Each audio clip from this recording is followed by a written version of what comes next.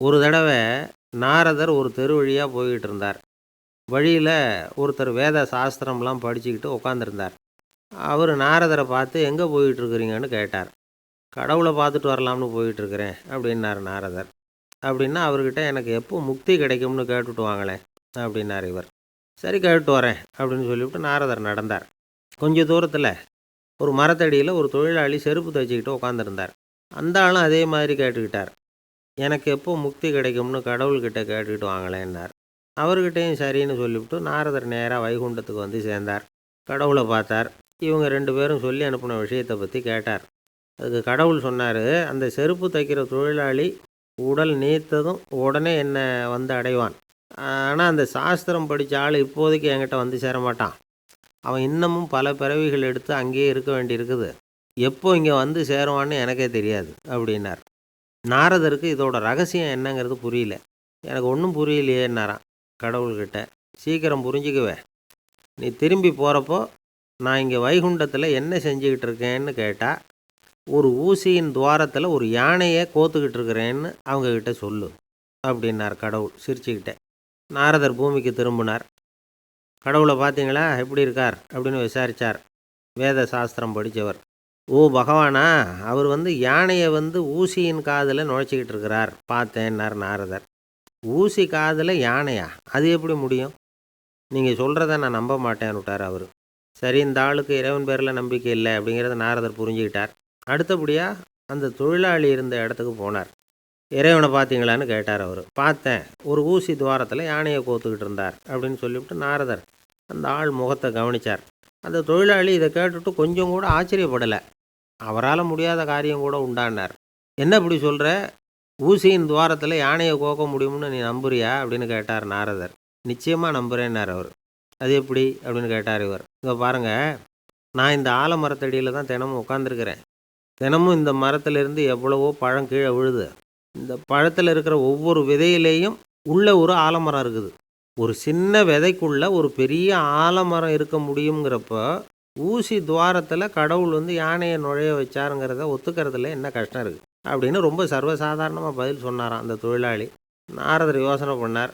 இந்த தொழிலாளி வேத சாஸ்திரங்களையெல்லாம் படிக்கலைன்னா கூட அறிவுபூர்வமாக சிந்தித்து இறைவனை நம்புகிறான். அதனால தான் கடவுள் இந்த ஆளுக்கு சீக்கிரம் முக்தி கிடைக்கும்னு சொன்னார் அப்படிங்கிறத புரிஞ்சுக்கிட்டாராம். இந்த கதையில் வர்ற கடவுள், நாரதர், வைகுண்டம் இதெல்லாம் ஒரு பக்கம் இருக்கட்டும், ஒரு சின்ன விதைக்குள்ளே ஒரு பெரிய ஆலமரம் தூங்கிக்கிட்டு இருக்கு அப்படிங்கிற உண்மை, அந்தரத்தில் 1000 கிரகங்கள் சுற்றிக்கிட்டு இருக்குங்கிற உண்மை, இதெல்லாம் நாம் பார்த்துக்கிட்டு தானே இருக்கிறோம். இந்த உண்மைகள் அதிசயமாக நமக்கு தெரியறதுனால அதை நம்பாமல் இருந்துட முடியாது. இயற்கையை பரிபூர்ணமாக நம்புங்கள், அந்த நம்பிக்கையே நம்ம வாழ்க்கைக்கு ஆதாரம் அப்படிங்கிறத விளக்கிறதுக்காக தான் இந்த கதை. இந்த காலத்தில் நம்ம பிள்ளைங்களுக்கெல்லாம் இது மாதிரி நம்பிக்கை அதிகமாகவே இருக்குது. ஒரு நாள் ஒரு சின்ன பையன்கிட்ட கேட்டேன், ஏன்பா கடவுள் ஒரு பானைக்குள்ளே ஒரு யானையை நுழைய வச்சுட்டாருன்னு சொன்னால் அதை நீ நம்புவியா அப்படின்னு கேட்டோம். நம்புவேன் சார், அது ஒன்றும் பெரிய அதிசயம் இல்லைன்னா. எப்படிறான்னு கேட்டோம். எப்படின்னா அந்த பானை அந்த யானையை விட பெருசாக இருந்திருக்கும், அவ்வளவுதான் அப்படின்னு சொல்கிறான். ரொம்ப நாளைக்கு முன்னாடி ஒரு நாள் கோவலன் நாடகம் நடந்தது. எங்கள் மதுரையில் நடந்தது. அதில் ஒரு முக்கியமான கட்டம், கண்ணகி கிட்ட சிலம்பை வாங்கிக்கிட்டு அதை விற்கிறதுக்காக மதுரை நகருக்கு புறப்படுறான் கோவலன். அந்த சமயத்தில் கண்ணகி பாடுற மாதிரி ஒரு நாடக பாடல் நாடக ஆசிரியர் எழுதினது. அது என்ன பாட்டுன்னா, மா பாவியோர் கூடி வாழும் மதுரைக்கு மன்னா போகாதீர் என்று அப்படின்னு ஆரம்பிக்கும் அந்த பாட்டு. இதுதான் அந்த பாட்டு. இதை கண்ணகி மேடையில் பாடின உடனே கூட்டத்தில் சலசலப்பு. நம்ம ஊர்லேயே நமக்கு முன்னாடியே நின்றுக்கிட்டு மா பாவியோர் கூடி வாழும் மதுரை அப்படின்னு சொல்கிறாங்களே, என்ன தைரியம் அப்படின்னு எல்லாம் குழப்பம் பண்ண ஆரம்பிச்சிட்டாங்க. மக்கள் சத்தம் போட ஆரம்பிச்சிட்டாங்க. எதிர்ப்பு குரல் அது பாட்டுக்கு வர வர அதிகமாக போட்டுது. கொண்டுக்கிட்டு வா அந்த நாடக ஆசிரியரை, எழுதுனது யார் அப்படின்னு ஒரே சத்தம், கூச்சல். வேறு வழி இல்லை. மெதுவாக மேடைக்கு வந்தார் அந்த நாடக ஆசிரியர். 4 பக்கத்திலிருந்தும் கேள்வி கணைகள். மக்களை பார்த்து கொஞ்சம் அமைதியாக இருங்கோ அப்படின்னு சொல்லிவிட்டு தன்னுடைய விளக்கத்தை சொல்ல ஆரம்பித்தார் அந்த நாடக ஆசிரியர். மா அப்படின்னு சொன்னால் திருமகளாகிய லட்சுமி அப்படின்னு அர்த்தம். பா அப்படின்னா கலைமகளாகிய சரஸ்வதி.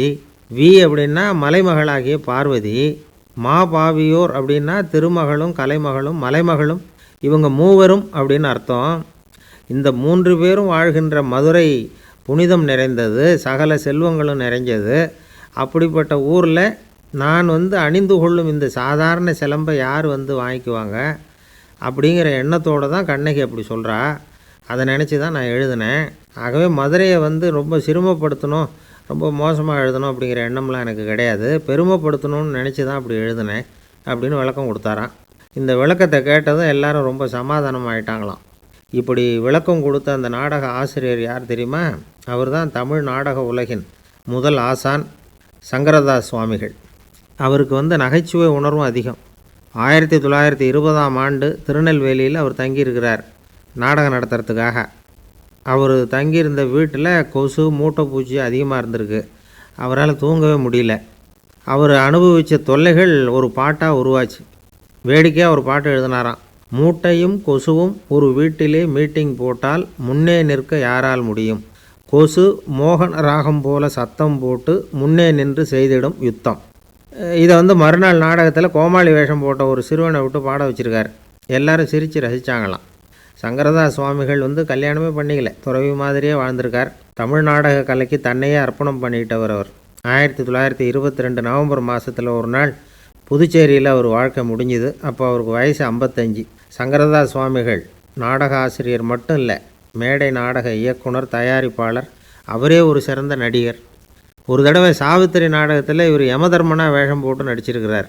நாடகம் பார்த்துக்கிட்டு இருந்த கருவுற்ற ஒரு பெண்மணிக்கு பயத்தினால அங்கேயே குழந்தை பிறந்துட்டு தான்.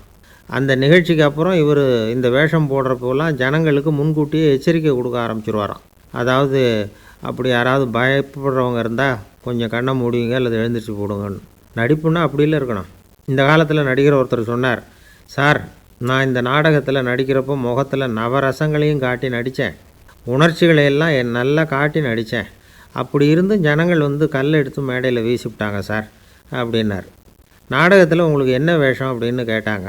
அது செத்து கிடக்கிற பணமாக நடித்தேன் சார் அப்படின்னார். ஒரு அம்மா, அவங்களுக்கு 35 வயசு இருக்கும். குடும்பத்தில் எந்த கஷ்டமும் இல்லை. இருந்தாலும் காரணம் இல்லாமல் பிள்ளைங்க பேரில் கோவப்படுறது, எரிஞ்சு விழுறது அவங்க வழக்கம். பிள்ளைங்க அழும். உடனே அவங்க மனசும் சங்கடப்படும். இன்னொரு அம்மா, நல்ல வேலையில் இருக்கிறவங்க, வாரத்துக்கு ஒரு தடவையாவது தலைவலி வந்துடும். இவங்களுக்கெல்லாம் உடம்புல எந்த கோளாறும் இல்லை, மனசு மட்டும் சரியாக இருக்காது. தூக்க மாத்திரை கையில் வச்சுருப்பாங்க. 30-35 வயசுடைய பெண்களுக்கு சர்வசாதாரணமாக காணப்படுகிற மனக்கோளாறு இது. இதுக்கு பேர் மனவாட்டம், டிப்ரெஷன், மனமடிவு அப்படின்னு சொல்லலாம். இந்த நோய்க்கு அறிகுறி என்ன தெரியுமா? மனசில் வருத்தமான உணர்வு இருக்கும், அடிக்கடி அழலாம் போல் தோணும். முன்னால் எல்லாம் எந்தெந்த செயலில் ஆர்வம் இருந்ததோ அதெல்லாம் குறைஞ்சிரும், அல்லது சுத்தமாகவே ஆர்வம் இல்லாமல் போயிடும். சில பெண்கள் இளம் வயசில் பக்கத்தில் இருக்கிறவங்க கிட்ட கலகலப்பாக பேசுவாங்க, வீட்டை அலங்கரிக்கிறதுல ஆர்வம் இருக்கும். இப்போ அதிலெல்லாம் ஆர்வம் இல்லாமல் போயிடும். எந்த வேலை செஞ்சாலும் சீக்கிரம் களைப்பு அடைஞ்சுடுறது மாதிரி ஆகிடும். நமக்கு யாருமே உதவியாக இல்லை, நம்ம எல்லோரும் கை விட்டுட்டாங்க போல் இருக்குதே அப்படிங்கிற உணர்வுலாம் உண்டாகும். தன்னைத்தானே குறை சொல்லிக்குவாங்க. நாம் தப்பு பண்ணிவிட்டோம் போல் இருக்குதே அப்படின்னு தோணும். குற்றம் பண்ணிட்டதா நினச்சி கஷ்டப்படுவாங்க. பசி இருக்காது, தூக்கத்தில் தொந்தரவு இருக்கும். அடிக்கடி செத்து போடலாங்கிற உணர்வு வரும். தற்கொலை பண்ணிக்கலாங்கிற எண்ணம் உண்டாகும். சில பேர் தற்கொலை முயற்சியில் கூட ஈடுபடுவாங்க. சில பேருக்கு பலவிதமான உடல் வலிகள் இருக்கும், பலவீனம் இருக்கும், சீக்கிரமாக களைப்படைஞ்சு போடுவாங்க. இதெல்லாம் மனவாட்ட நோய்க்கான தன்மைகள். இந்த மனவாட்டம், அதாவது டிப்ரெஷனை 2 வகையாக பிரிக்கலாமா. ஒன்று தானாக உண்டாக்கிக்கிறது, இன்னொன்று எதிர் விளைவை உண்டு பண்ணுகிற அல்லது நரம்பு சம்பந்தப்பட்ட டிப்ரெஷன். தானாக உண்டாக்கிக்கிற மனவாட்ட நோய் இருக்குது பாருங்கள், அதுக்கு ஏதாவது சூழ்நிலை காரணமாக இருக்கலாம் அல்லது இல்லாமலும் போகலாம். மூளையில் டொப்பாமைன் அல்லது செரட்டோனின் இதோட அளவு குறையும் பொழுது இந்த டிப்ரெஷன் உண்டாகுது. இதுக்கு ஓரளவு பிறவி காரணங்கள் கூட இருக்கலாம். குடும்பத்தில் வேறு சிலருக்கும் வரலாம்.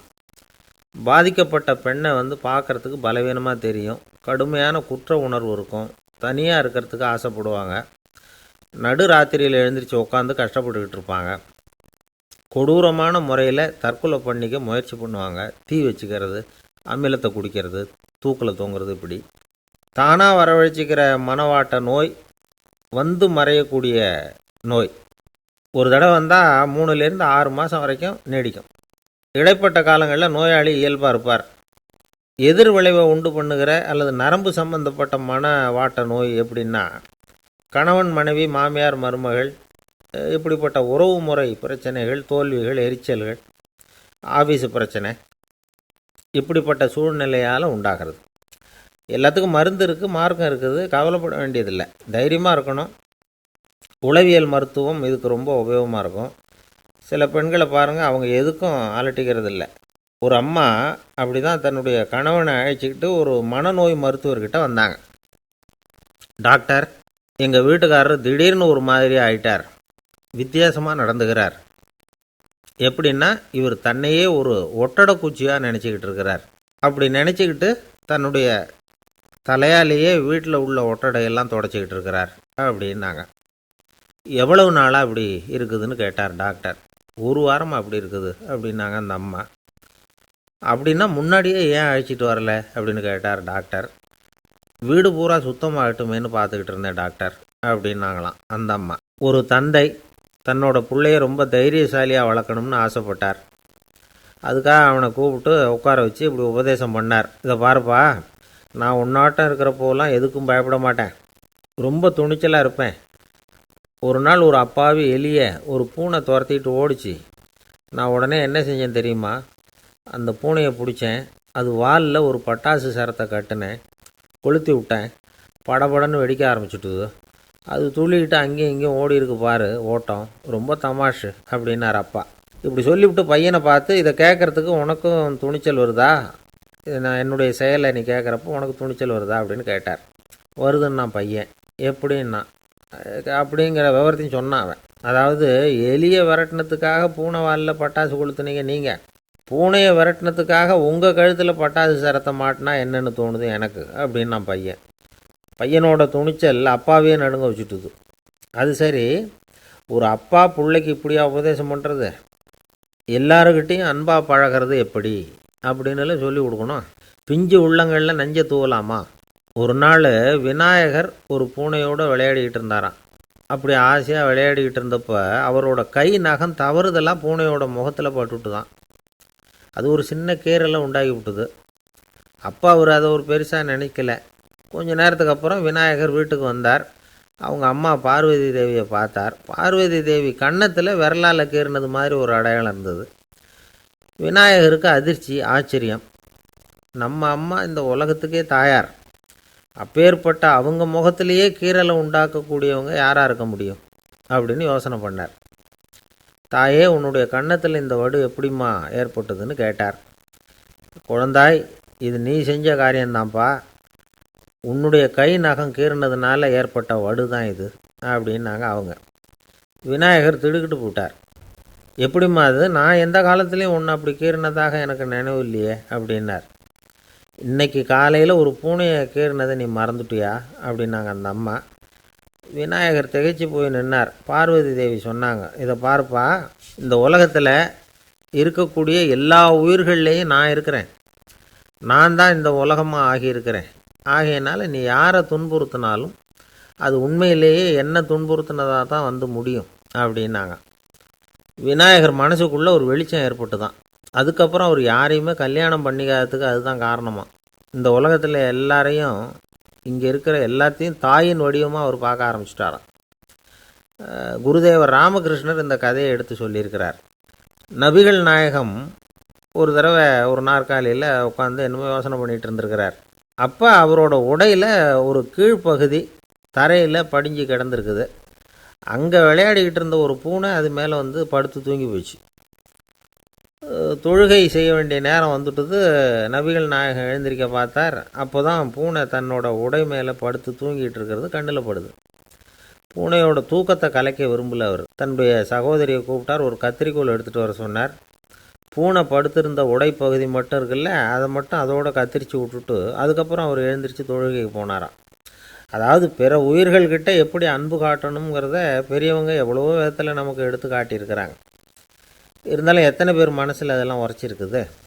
நாமளும் நம்ம ட்ரெஸ்ஸு மேலே ஒரு பூனை படுத்திருந்தா ஒரு கத்திரிக்கோலை தான் தேடுவோம், எடுத்துக்கிட்டு வர சொல்லுவோம், துணியை வெட்டுறதுக்கு பதிலாக இல்லை அதோட வாலை வெட்டினா என்ன அப்படின்னு தோணும். ஒரு ஆள் ரொம்ப பிரியமாக ஒரு பூனையை ஆற்றுல குளிப்பாட்டிக்கிட்டு இருந்தானா. எப்படி? அந்த பூனையை ஆற்று தண்ணியில் அமுக்கி அமுக்கி குளிப்பாட்டிக்கிட்டு இருக்கிறான்.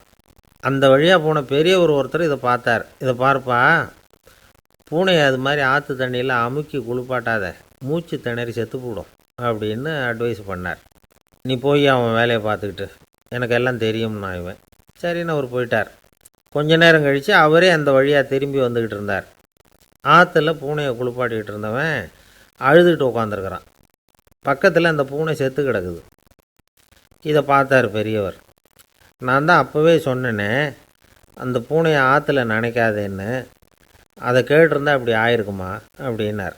அந்த ஆள் கோபமாக இவரை முறைச்சி பார்த்தான். அட போய்யா, இந்த பூனை ஆற்றுல குளித்ததுனால ஒன்றும் செத்து போகல, குளித்ததுக்கப்புறம் அதோட உடம்பு ஈரமாக இருக்குதுன்னு அதை புழிஞ்சேன், அதனால தான் இப்படி ஆயிட்டுது அப்படின்னு நானா.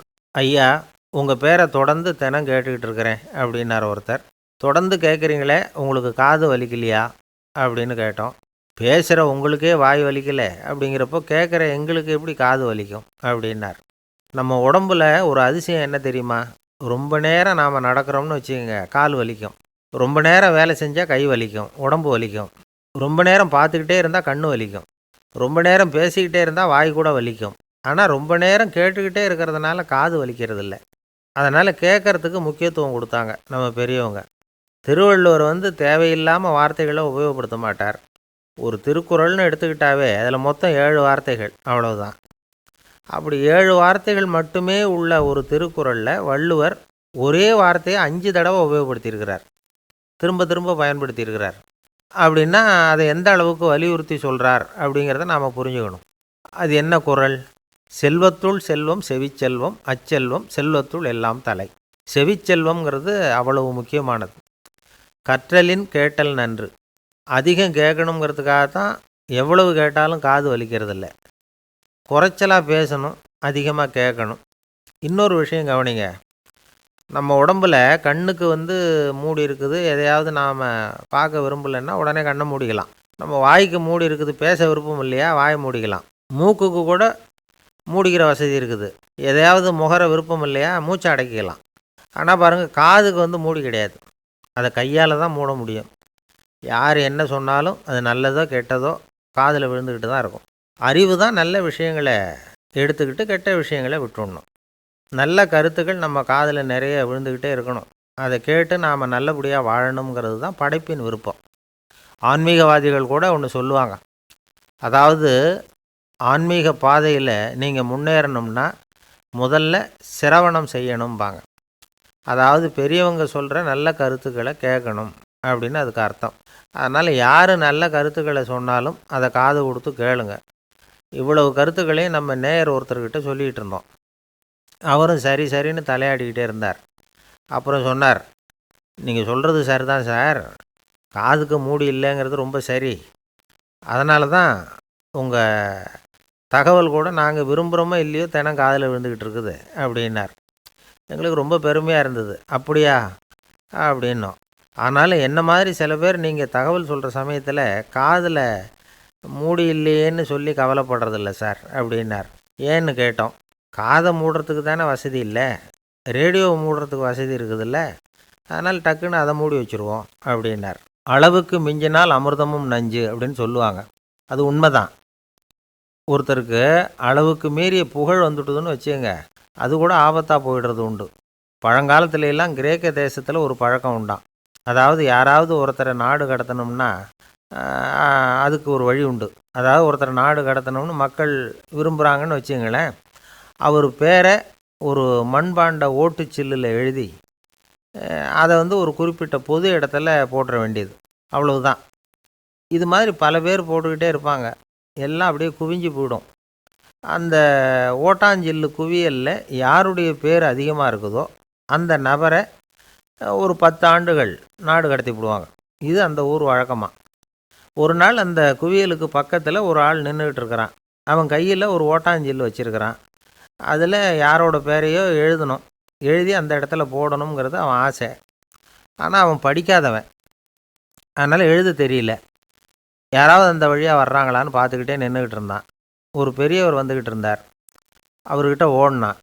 கையில் இருந்த மண்பாண்ட சில்லை கொடுத்தான். ஐயா, இதில் ஒரு பேர் எழுதி கொடுங்களேன்னா. அந்த பெரியவர் அதை வாங்கி கையில் வச்சுக்கிட்டு, என்ன பேர் எழுதணும் சொல்லு அப்படின்னா. இவன் சொன்னான், அரிஸ்டைடிஸ் அப்படின்னு எழுதுங்க அப்படின்னா. இதை கேட்டதும் அந்த பெரியவருக்கு அதிர்ச்சி.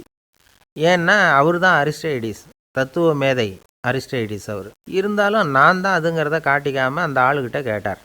அது சரிப்பா, அரிஸ்டைடிஸுங்கிற பேரை எழுத சொல்கிற, அவர் உனக்கு என்ன கெடுதல் பண்ணார்? அவர் பேரை இதில் எழுத சொல்கிறியே அப்படின்னு கேட்டிருக்கார். அதுக்கு இவன் சொன்னானா, அவர் எனக்கு எந்த கெடுதலும் பண்ணலை, அவரை நான் பார்த்தது கூட இல்லை அப்படின்ட்டுருக்கான். அப்புறம் எதுக்காக அவரை நாடு கடத்தணும்னு நீ ஆசைப்படுற அப்படின்னு கேட்டிருக்கார். இப்போ அந்த ஆள் சொல்கிறான், அரிஸ்டைடஸை பற்றி எல்லாரும் பேசுகிறாங்க, அவர் ரொம்ப நல்லவர், அவர் ஒரு பெரிய அறிவாளிங்கிறாங்க, அவர் ஒரு பெரிய வள்ளல், பேரறிஞர், இப்படி எல்லாரும் சொல்கிறத கேட்டு கேட்டு எனக்கு ரொம்ப அலுத்து போயிட்டுது, அதனால தான் வெறுப்பாயிட்டேன் அப்படின்னு நானும். இதிலேருந்து என்ன தெரியுது? நாம் நல்லவனாக இருக்கிறதுல ஒன்றும் இடைஞ்சல் இல்லை. ஆனால் நம்மளை நல்லவன் நல்லவன் எல்லாரும் சொல்ல ஆரம்பிச்சிட்டாங்கன்னு வச்சுக்கோங்க, அப்போ இடைஞ்சல் ஆரம்பம்னு அர்த்தம். எதுவுமே அளவுக்கு மிஞ்சி போகாமல் பார்த்துக்க வேண்டியது ரொம்ப அவசியம். அளவுக்கு அதிகமாக ஆசைப்படாதவங்களில் ஆப்ரஹாம் லிங்கனும் ஒருத்தரான். அவர் ஒரு தடவை தன்னுடைய நண்பர்கள்கிட்ட பேசிக்கிட்டு இருந்தாராம். ஒருத்தர் கேட்டிருக்கார், ஒரு மனுஷனுக்கு கால்கள் எவ்வளோ உயரம் இருக்கணும் அப்படின்னு கேட்டாராம். இதுக்கு ஆப்ரஹாம் லிங்கன் சொன்னாராம், அது என்ன, இடுப்புலேருந்து தரையை தொடுற அளவுக்கு உயரம் இருந்தால் போதும் அப்படின்னாராம். ஊருக்கு வெளியில் அமைதியான ஒரு இடம், அங்கே ஒரு ஆசிரமம், அங்கே ஒரு சாமியார், அவர் தினமும் நல்ல போதனைகள்லாம் செய்வார். பல பேர் போய் அங்கேயே சில நாள் தங்கி இருந்து அவர் சொல்கிற அறிவுரைகளை எல்லாம் கேட்டுக்கிட்டு வர்றது வழக்கம். ஒரு தடவை அவரை பார்த்துட்டு போகிறதுக்காக 3 வெளியூர் தம்பதிகள் வந்தாங்களாம். அந்த மடத்திலேயே சாப்பிட்டுக்கிட்டு தங்கி இருந்து அவங்களுடைய போதனைகளை கேட்டுக்கிட்டு போகணுங்கிறது அவங்க நோக்கம். காலையில் குளிச்சுட்டு பூஜையில் உட்காந்தார் அந்த சுவாமி. இவங்களும் குளிச்சுட்டு அந்த பூஜையை பார்க்குறதுக்காக அவர் முன்னாடி உட்காந்தாங்க. பூஜை ஆரம்பமாச்சு. சம்பிரதாயப்படி அது ரொம்ப நேரம் நடந்துக்கிட்டே இருக்குது. இவங்களுக்கு நல்ல பசி இருந்தாலும் இந்த நேரத்தில் அதை எப்படி வெளியில் காட்டிக்கிறது? பேசாமல் இருந்தாங்க. அந்த சுவாமி பூஜையை முடித்தார். அதுக்கப்புறம் பேச ஆரம்பித்தார். பேச்சு அருமையாக தான் இருந்தது, அமிர்தமாக தான் இருந்தது. இருந்தாலும் இவங்களுக்கு இருக்கிற வயிற்று பசி அது சரியாக கவனிக்க விடலை.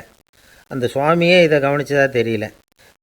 இவங்களுக்கு மனசுக்குள்ளே ஒரு எண்ணம், உள்ளே சாப்பாடு தயாராகிட்டு இருக்கும் போல இருக்குது, இந்த பேச்சு முடிஞ்சதும் நம்மளை உள்ளே அழைச்சிட்டு போய் சாப்பாடு போடுவாங்கன்னு நினைக்கிறோம் அப்படின்னு இவங்களாம் நினச்சிக்கிட்டாங்க. ஆனால் சுவாமி இதை பற்றி எதுவுமே பேசலை, கண்டுக்கலை. ஒரு அம்மாவால் அதுக்கு மேலே சும்மா இருக்க முடியுமா? முடியல. சாப்பாட்டை கவனிக்கலாமா அப்படின்னு சொல்லி மெதுவாக ஆரம்பித்தாங்க. ஓ, கவனிக்கலாமே அப்படின்னு உள்ளே அழைச்சிட்டு போனார் சுவாமி. இவங்க ரொம்ப அவசரமாக எழுந்திரிச்சு உள்ளே ஓடினாங்க. அங்கே ஒரு மேஜை மேலே ஒரு கிண்ணம் மூடி இருந்தது. ஓ, இதுதான் சாப்பாட்டு மேஜை போல் இருக்குது, இங்கே சாப்பாடு வந்துடும் அப்படின்னு நினச்சாங்க. உடனே போய் சுற்றி உட்காந்துக்கிட்டாங்க. சுவாமி அந்த கிண்ணத்தை எடுத்து அந்த அம்மா கிட்ட கொடுத்தார். அவங்க அதை வாங்கி மூடியை திறந்து பார்க்குறாங்க. உள்ளே ஒரு சாவி இருக்குது. ஓ, சரிதான், இது சமையலறை சாவி போல் இருக்குது, அங்கே போய் அதை திறந்து சாப்பாட்டை நாமே எடுத்துக்கிட்டு இங்கே வச்சுக்கிட்டு சாப்பிட்ணும் போல் இருக்குது அப்படின்னு நினச்சாங்க.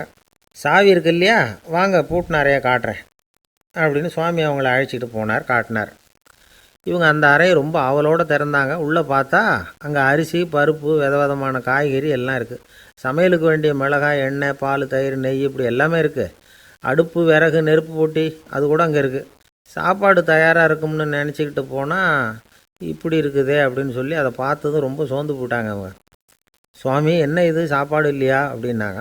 அதுதான் சாப்பாட்டுக்கு வேண்டிய எல்லாம் இங்கே இருக்குதே, அடுப்பு மூட்டி நீங்கள் தான் அவங்கவுங்க ருசிக்கு தகுந்த மாதிரி சமைச்சிக்கணும், இந்த சன்னியாசிக்கு எப்படி சமைக்க தெரியும் அப்படின்னு கேட்டார் சுவாமி. சாப்பாடு தயாராக இருக்கும்னு நாங்கள் எதிர்பார்த்தோம் அப்படின்னாங்க. நீங்கள் இப்படி சொல்லுவீங்கன்னு நானும் எதிர்பார்த்தேன். இது வரைக்கும் நான் எவ்வளவோ தத்துவம்லாம் எடுத்து சொன்னேன், எல்லாத்தையும் விட இதுதான் அனுபவபூர்வமான தத்துவம். ஆண்டவன் நமக்கு நல்ல மனசை கொடுத்துருக்குறான், நல்ல வாய்ப்புகளையும் தந்திருக்கிறான், அதையெல்லாம் பயன்படுத்திக்கக்கூடிய மூளையையும் சிந்தனையையும் கொடுத்துருக்குறான். அதனால் அடுப்பை தான் நீங்கள் மூட்டணும், அடுப்பை நீங்கள் தான் மூட்டணும், உங்களுக்கு உகந்ததை நீங்கள் தான் சமைச்சு ருசித்து அனுபவிக்கணும். ஆண்டவனே அதை செஞ்சிகிட்டு இருக்க மாட்டான் அப்படின்னாராம் அந்த சுவாமி. நம்முடைய வாழ்க்கையில் பல நல்ல பலன்களை பெறுறதுக்கு நாம் தான் முயற்சி பண்ணணும். அதுக்குரிய சூழ்நிலையை தான் ஆண்டவன் கொடுப்பானே தவிர அதை விளக்கிறதுக்காக தான் அந்த சுவாமி அப்படி செஞ்சு காட்டியிருக்கிறார். இது ஒரு பெரியவர் இப்படி ஒரு விளக்கம் கொடுத்தார். அதுக்கப்புறம் அந்த 3 தம்பதிகளும் தெளிவடைஞ்சுட்டாங்களாம். நாம் தெளிவடைகிறது எப்போங்கிறது தான் தெரியல அப்படின்னு பல பேர் இதை கேட்டுட்டு சொல்லிகிட்டு இருக்கிறாங்க. இந்த கதையை நம்முடைய நண்பர் ஒருத்தர்கிட்ட சொன்னேன். அந்த நண்பர் ரொம்ப சந்தோஷப்பட்டார். நீங்கள் சொல்கிறது கரெக்டு சார், ஆனால் நான் அதை விட ஒரு படி மேலே சார். எனக்கெல்லாம் அரிசி பருப்பு இருக்கிற ரூம் எதுன்னு கையை காட்டிட்டா போதும். உடனே கிண்ணத்துலேருந்து சாவியை எடுத்து கொடுக்கணுங்கிற அவசியம்லாம் இல்லை எனக்கு. அப்புறம் எப்படி ரூமை திறந்துருவீங்க அப்படின்னு கேட்டேன். பூட்டை உடச்சி திறந்துருவேன், அதுதான் எனக்கு பழக்கம் அப்படிங்கிறார். ஒரு ஊரில் ஒரு ராஜா இருந்தார். அவர் ஒரு பூனை வளர்த்தார். ரொம்ப செல்லமாக அவர் அந்த பூனையை வளர்த்தார். அவர் என்ன பண்ணுவார் தெரியுமா? இரவு நேரத்தில் அந்த பூனையோட தலையில் ஒரு விளக்கை வச்சுருவார். அந்த பூனை ரொம்ப ஜாக்கிரதையாக அந்த விளக்கு கீழே விழுந்துடாமல் பார்த்துக்கும். தலையை ஆட்டாமல் ரொம்ப நிதானமாக ராஜா பின்னாடி நடந்து போய்கிட்டே இருக்கும். அந்த விளக்கு வெளிச்சத்தில் எல்லா வேலைகளையும் செஞ்சுருவார். கையில் ஒரு விளக்கை தனியாக எடுத்துகிட்டு போக வேண்டிய அவசியமே இல்லை. விளக்கை தூக்கிட்டு போகிற வேலையை அந்த பூனை பார்த்துக்கும். அதனால் ராஜாவுக்கு அந்த பூனை மேலே ரொம்ப பிரியம். மந்திரிகளையெல்லாம் கூப்பிட்டு அவங்கக்கிட்ட சொல்லுவார், பார்த்தீங்களா இந்த பூனை எவ்வளவு விசுவாசமாக நடக்குது, என் பேரில் எவ்வளவு மரியாதை பார்த்தீங்களா அதுக்கு அப்படிம்பார். இதை கேட்டுவிட்டு அங்கேருந்து அமைச்சர்களில் ஒருத்தர் சொன்னார், மன்னா நீங்கள் சொல்கிறது சரிதான், இருந்தாலும் இந்த பூனையோட விசுவாசத்தை நாம் கொஞ்சம் சோதித்து பார்க்க வேண்டியிருக்கு அப்படின்னாராம். சரி, உங்கள் ஆசையை ஏன் கெடுக்கணும், நல்லா சோதித்து பாருங்கள் அப்படின்னு சொல்லிவிட்டார் ராஜா. உடனே அந்த அமைச்சர் என்ன பண்ணார் தெரியுமா? எங்கேயோ புறப்பட்டு போனார். ஒரு 5-6 எலிகளை பிடிச்சிக்கிட்டு வந்தார். அரண்மனையில் ராஜா ஏதோ வேலை பார்த்துக்கிட்டு இருக்கிறாரு. பக்கத்தில் அந்த பூனை ரொம்ப பணிவாக நின்றுக்கிட்டு இருக்குது. அது தலையில் விளக்கு எரிஞ்சிக்கிட்டு இருக்கு. அமைச்சர் தான் பிடிச்சிக்கிட்டு வந்த எலிகளை அந்த பூனை பார்வையில் படுறது மாதிரி எதிரில் விட்டார். அந்த எலிகள்லாம் அங்கேயும் இங்கேயும் ஓட ஆரம்பிச்சிது. அதை பார்த்தது பூனை, அவ்வளவுதான். தலையில் இருக்கிற விளக்கை பற்றியும் கவலைப்படலை, ராஜாவை பற்றியும் கவலைப்படலை. ஒரே பாய்ச்சலாக பாஞ்சு எலிகளை துரத்த ஆரம்பிச்சுட்டுது. தலையில் இருந்த விளக்கு எங்கேயோ போய் விழுந்தது, அணைஞ்சு போச்சு. இருட்டில் ராஜா தடுமாற ஆரம்பிச்சுட்டார். இந்த சமயத்தில் அந்த அமைச்சர் மறுபடியும் விளக்கை ஏற்றினார். வெளிச்சம் வந்தது. அதுக்கப்புறம் அந்த அமைச்சர் பேசினார், அரசே, பூனையோட விசுவாசத்தை பார்த்தீங்களா? எலி அது கண்ணில் படுற வரைக்கும் தான் விசுவாசமாக இருந்தது. அது மாதிரி எலியை பார்த்ததும் எல்லாத்தையும் விட்டுட்டு அதை துரத்த ஆரம்பிச்சுட்டு பார்த்தீங்களா? தான் அந்த பூனையை பற்றி நினச்சது தப்புங்கிறது அதுக்கப்புறம் தான் அந்த ராஜாவுக்கு புரிஞ்சுதான். சரி, இப்போ எதுக்கு இந்த கதையெல்லாம் அப்படிங்கிறீங்களா? இந்த பூனை மாதிரி தான் நம்ம மனசும். மனசை எவ்வளவு தான் பயிற்சி கொடுத்து பக்குவமாக வச்சுருந்தாலும் பார்க்குறதுக்கு பரமசாது மாதிரி தான் இருக்கும். பார்க்க வேண்டியதை பார்த்துட்டுதுன்னா பாஞ்சிரும். இந்த பூனை மாதிரி புலன் இன்ப பொருள்கள் கிட்டாத வரைக்கும் மனம் அடங்கி இருக்கிறது மாதிரி தான் தெரியும். கொஞ்சம் வாய்ப்பு கிடைச்சாலும் அது குதிக்க ஆரம்பிச்சிரும், தப்பு பண்ண ஆரம்பிச்சிரும். பெரிய பெரிய முனிவர்கள் வாழ்க்கையில் நடந்த வீழ்ச்சி இதை தான் நிரூபிக்குது. புலன்களின் ஆற்றல் அதிகம். அதனால் மனக்கட்டுப்பாடு பயிற்சிகளில் ரொம்ப எச்சரிக்கையாக இருக்கணுங்கிறார் சுவாமி சிவானந்தர். மது பழக்கத்தையே விட்டுவிட்டேன்னு உறுதியாக இருப்பான். கடை கண்ணில் பட்டுவிட்டுதுன்னா கால் அவனை கேட்காமலே இழுத்துக்கிட்டு உள்ளே போயிடும். இதுதான் மனசுங்கிறது. அதுதான் அந்த ராஜா வளர்த்த பூனை. நம்மால் ஒருத்தன் அந்த ராஜா பூனை தலையில் விளக்க வச்சது மாதிரி இவன் தன்னுடைய தலையிலேயே ஒரு விளக்கை ஏற்றி வச்சுக்கிட்டு என்னத்தையோ தேட ஆரம்பித்தான். தேடிக்கிட்டு இருக்கிறான். தலையை ஆட்டாமல் நிதானமாக நடந்து ரொம்ப நேரமாக தேடிகிட்டு இருக்கிறான். அந்த சமயம் அங்கே வந்த ஒருத்தர், என்னத்தை தேடுறீங்கன்னு கேட்டார். அதுதான் மறந்து போச்சு அப்படின்னு இழுத்தான். சரி, கொஞ்சம் இப்படி உட்காருங்க, ஞாபகம் வந்ததும் தேட ஆரம்பிக்கலாம் அப்படின்னார் அவர். இப்போ கொஞ்ச நேரம் உட்காந்து யோசித்தான். அப்புறம் திடீர்னு எழுந்திரிச்சான். ஞாபகம் வந்துட்டுதுன்னா. என்னன்னு கேட்டார். எங்கள் வீட்டில் இருந்த விளக்கை எங்கே வச்சேன்னு தெரியல, அதை தான் தேடிக்கிட்டு இருக்கிறேன், ஏற்றி வைக்கலாம்னு பார்க்குறேன் அப்படின்னா. ஒருத்தர் ரொம்ப கவலையோடு உட்காந்துருந்தார். எதை பற்றி சார் கவலைப்படுறீங்கன்னு கேட்டோம். எதிர்காலத்தை பற்றி கவலைப்படுறேன்னார். ஏன்னு கேட்டோம். என்ன பண்ணுறதுன்னே தெரியல சார், எதிர்காலம் ஒரே இருட்டாக இருக்குது, பாதையே புரியலன்னார். இன்றைக்கி நம்ம இளைஞர்கள் பல பேருக்கு எதிர்காலம் இருட்டாக தான் தெரியுது. அவங்கெல்லாம் இந்த கதையை கொஞ்சம் கேட்கணும். ஒரு மலை அடிவாரத்தில் ஒரு சின்ன கிராமம். அந்த மலை ரொம்ப உயரமானது. அடர்த்தியாக செடி கொடிகள் மரங்கள் அதில் மண்டி கிடக்குது. பகல் வேளையில் இருட்டாக தான் இருக்கும், அவ்வளோ அடர்த்தி. அந்த மலை உச்சியில் ஒரு கோவில். நாள் ராத்திரியே புறப்பட்டால் தான் காலையில் அந்த கோயிலுக்கு போய் சேர முடியும். கிராமத்து இளைஞன் ஒருத்தன் அந்த மலை உச்சிக்கு போக வேண்டியிருந்தது. கையில் ஒரு விளக்கை எடுத்துக்கிட்டு நாள் ராத்திரியே புறப்பட்டான். புறப்பட்டு போனவன் கிராமத்து எல்லையிலேயே நின்றுட்டான். ஏன் தெரியுமா? அவன் கையில் இருந்த விளக்கோட வெளிச்சம் 10 அடி தூரத்துக்கு தான் தெரியுது. அது வரைக்கும் தான் பாதை தெளிவாக இருக்குது. அதுக்கு அப்பால எல்லாம் ஒரே இருட்டாக இருக்குது, பாதை புரியல. இவன் யோசனை பண்ணி பார்த்தான். மனசுக்குள்ள ஒரு சந்தேகம். 10 அடி தூரம் தானே வெளிச்சம் தெரியுது, அப்படின்னா நாம் 10 அடி தூரம் தானே போக முடியும். அதுக்கும் அந்தாண்ட ஒரே இருட்டாக இருக்குதே, அதில் எப்படி நாம் நடந்து போகிறது? நாம் ரொம்ப தூரம் நடந்து போய் ஆகணுமே. அப்படிப்பட்ட நினப்பெல்லாம் அவனுக்கு வந்துவிட்டது. இதுதான் அவன் மனசில் ஏற்பட்ட தயக்கம். இப்படி யோசிச்சுக்கிட்டே அந்த இளம் ஆசாமி புறப்பட்ட இடத்துலையே நின்றுக்கிட்டு இருக்கிறான். அந்த சமயத்தில் ஒரு வயசான பெரியவர் அந்த பக்கமாக வந்தார். அவர் கையில் இதை விட சின்னதாக ஒரு விளக்கு வச்சுருந்தார். அது எப்படின்னா அது ஒரு 5 அடி தூரத்துக்கு தான் வெளிச்சம் காட்டுது. அவ்வளவு சின்ன விளக்கு. அவரும் மலை உச்சிக்கு போகிறதுக்காக தான் வந்துக்கிட்டு இருக்கிறார். அவரை பார்த்து இவன் கேட்டான், என்ன பெரியவரே, இவ்வளவு சின்ன விளக்கை வச்சுக்கிட்டு அவ்வளவு தூரத்துக்கு எப்படி மலையேற போகிறீங்க அப்படின்னு கேட்டான். நீ ஏன் இப்படி தயங்கிட்டே நிற்கிறேன்னு கேட்டார் பெரியவர். என்கிட்ட இருக்கிற விளக்கு 10 அடி தூரத்துக்கு தான் பாதையை காட்டுதுன்னா. இப்போ பெரியவர் சொன்னார், தம்பி, உன் கையில் இருக்கிற விளக்கு கொடுக்குற வெளிச்சத்தை வச்சு நீ முதல்ல 10 அடி தூரம் முன்னாடி போ. 10வது அடியில் போய் நின்றுக்கிட்டு பாரு. மறுபடியும் ஒரு 10 அடி தூரத்துக்கு பாதை தெரியும். இப்படி உன் கையில் இருக்கிற விளக்கு தொடர்ந்து வெளிச்சம் காட்டிக்கிட்டே இருக்கும். நீ முன்னேற முன்னேற அந்த வெளிச்சமும் முன்னேறும். அதனால் எத்தனை கிலோமீட்டர் தூரம் வேணும்னாலும் நீ இந்த 10 அடி தூரம் வெளிச்சத்தை வச்சுக்கிட்டே நீ போயிடலாம், புறப்படு அப்படின்னார். இப்போ தான் அந்த பெரியவர் சொன்னது இளைஞனுக்கு பளிச்சுன்னு புரிஞ்சுதான். உடனே உற்சாகமாக புறப்பட்டான், உச்சிக்கு போய் சேர்ந்தான். இந்த கதையிலேருந்து நாம் புரிஞ்சிக்க வேண்டியது என்ன தெரியுமா? நீண்ட கால திட்டம் ஒன்று போடும் பொழுது நமக்கு முன்னாடி இருக்கிறத மறந்துவிட்டு மனசை போட்டு குழப்பிக்க கூடாது. உங்கள் கையில் என்ன இருக்கோ அதுலேயே உங்கள் எதிர்காலம் மறைஞ்சிருக்குது. கண் முன்னாடி தெரியறத வச்சு ஆரம்பிங்க, போக போக வழி தானாக புலப்படும் அப்படிங்கிறார் ஒரு பெரியவர். பெரிய பயணங்களையெல்லாம் இப்படி தான் நடத்த வேண்டியிருக்கும். ஒவ்வொரு அடியாக எடுத்து வச்சா ஓடி போய் சேர்ந்து விடலாம். மலைச்சி போய் நின்றுட்டா நின்றுக்கிட்டே இருக்க வேண்டியது தான். நம்ம ஆள்லாம் ரொம்ப மோசமாக இருக்கிறாங்க. ஒருத்தன் அப்படி தான் நீண்ட தூர பிரயாணம் ஒன்று புறப்பட்டான். ரயில் போய்கிட்டே இருந்தது. கொஞ்சம் தூரம் போச்சு, பாதி வழியில் கையில் வச்சுருந்த டிக்கெட்டை காற்றுல விட்டுட்டான். ஐயோ, என் டிக்கெட்டு போயிட்டுதே அப்படின்னு கத்த ஆரம்பிச்சிட்டான். பக்கத்தில் இருந்த பெரியவர் அவனை பார்த்து பரிதாபப்பட்டு, கவலைப்படாத தம்பி, போனால் போகுது, வேறு டிக்கெட் வாங்கிக்கலாம் அப்படின்னு ஆறுதல் சொன்னார். அதுக்கு அவன் சொல்கிறான், சார், நான் அதுக்காக அழலை, அந்த டிக்கெட்டு கிடைச்சா தானே நான் எந்த ஊருக்கு போகணுங்கிறது எனக்கு தெரியும் அப்படிங்கிறான். ஒருத்தரை பார்த்து உன்னுடைய நண்பர்கள் யார் அப்படின்னு ஒரு கேள்வி கேட்டு பாருங்கள். கொஞ்சம் யோசித்து பதில் சொல்லுவாங்க. அவங்கக்கிட்டேயே உன்னுடைய எதிரிகள் யார் அப்படின்னு கேளுங்க, கடகடன்னு ஒப்பிச்சிருவாங்க. நம்ம மனசு இருக்க, அது எப்படின்னா நம்ம நண்பர்களை விட எதிரிகளை அது நல்லா ஞாபகத்தில் வச்சுக்கும். இது ஒரு ஆச்சரியமான உண்மை. உங்களால் நண்பர்களை மறந்துட முடியும், ஆனால் எதிரிகளை மறந்துட முடியாது.